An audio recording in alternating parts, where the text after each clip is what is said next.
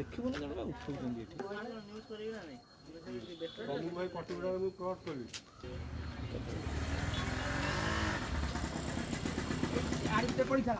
ଜଣେ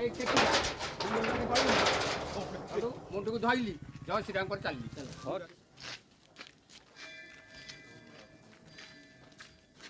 ମୁଁ 10ଟା ଟାଇମ୍ ହେବ ମୁଁ ଆସିକି ଝାଡ଼ୁ ବାଲିଯାତ୍ରା ବୁଲିକି ଆସିକି ବସିଲା ବେଳକୁ ଜଣେ ପିଲା କହିଲା ଆମ ବିଜୁପଟ୍ଟନାୟକର ମୂର୍ତ୍ତି କିଏ ମୁଣ୍ଡ କାଟିଦେବି। ମୁଁ କହିଲି କିଏ କାଟିଲା?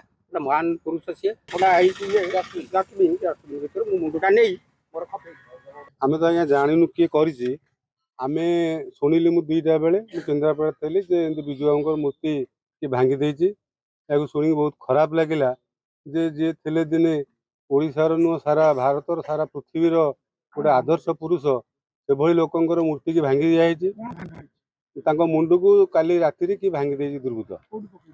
ତାକୁ ଆଣିକି ଯେଉଁ ଆମ ଡଷ୍ଟବିନ୍ ଅଛି ସେ ଡଷ୍ଟବିନ୍ରେ ପକାଇଥିଲେ। ଏହାକୁ ଶୁଣିକି ବହୁତ ମନ ଦୁଃଖ ହେଲା ଏବଂ ଏ ବିକୃତ ମାନସିକ ବ୍ୟକ୍ତିଙ୍କର ଯେଉଁ କାର୍ଯ୍ୟକଳାପକୁ ମୁଁ ଘୋର ନିନ୍ଦା କରୁଛି।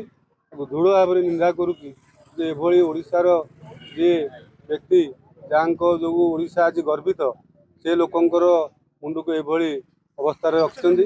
এই ঘটনাକୁ ଆମେ ଦୃଢ଼ ନିନ୍ଦା କରୁଛୁ। ବିଜୁ ପଟ୍ଟନାୟକ ଜଣେ ପ୍ରବାଦ ପୁରୁଷ ଥିଲେ, ଜଣେ ଯୁଗ ପୁରୁଷ ଥିଲେ। ବିଜୁ ପଟ୍ଟନାୟକଙ୍କ ପ୍ରତି ଏଭଳି ଯେଉଁ ହୀନ ମାନସିକତାର ଏଇ ଯେଉଁ କାମ କରୁଛନ୍ତି ୟାକୁ ଆମେ ସମସ୍ତେ ଘୃଣା କରୁଛୁ।